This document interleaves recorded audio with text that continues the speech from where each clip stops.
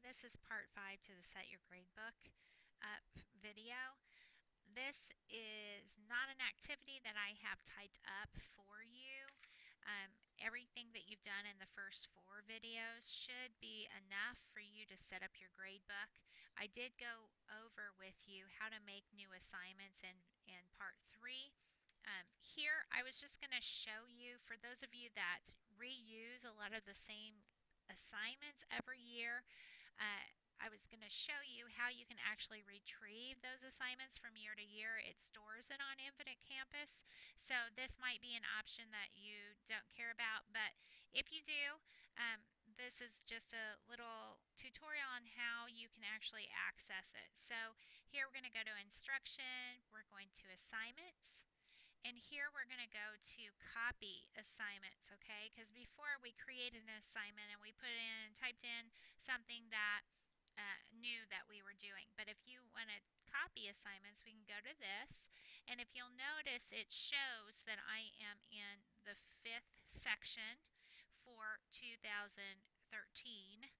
Okay, this is the 2013-2014 section here. But what I can do is actually retrieve lessons that I've done in 2012, 2013. So I'm going to go ahead and just choose section 5.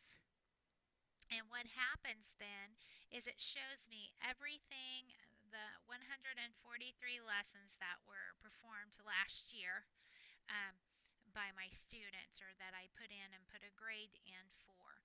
Now, whenever I utilize this, I normally will kind of go through it, kind of helps me with lesson plans, but you can check here because this is actually saying that you want to copy all of these, which we don't want to do that for the whole year. Okay, but I know that I'm going to do a scavenger hunt again, and then I probably am going to do a themes booklet. So you can choose as much and as many things as you want that you would want to copy over to this year that you'll be using. Normally I do it by chapter and just kind of move some things over. That way I'm not typing all the time, and I kind of have a guide of what assignments I'm using. So here, I'm just going to choose these first 4 assignments, okay? And so all the other ones are there, so I can always come back and get them if I want.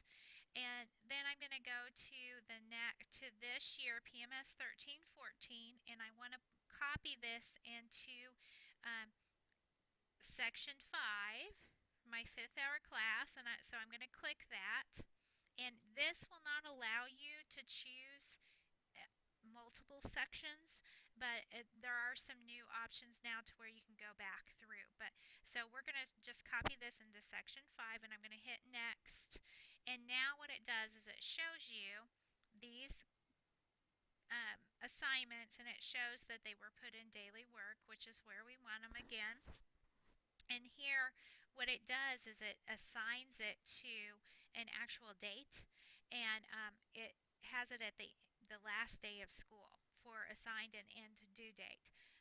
But so I want to go in and I want to change this so that it's the first day of school. And so I've got to go back to 2013. So I'm going to start first day of school, and then I'm going to give myself some time. I think it's going to probably take me maybe to the second week of school to have these due. So I'm just going to say that they're due the 22nd. I needed to change that was the 13th.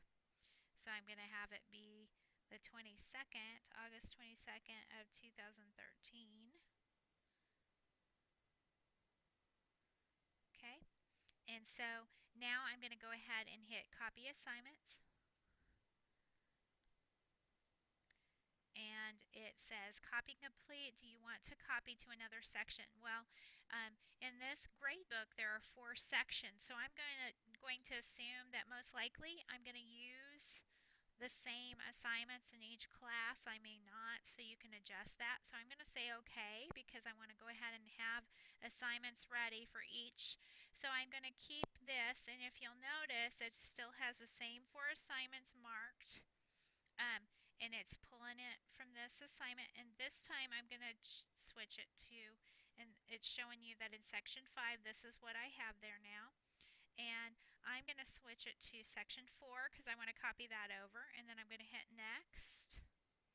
And so once again, I'm going to change the dates so that it will reflect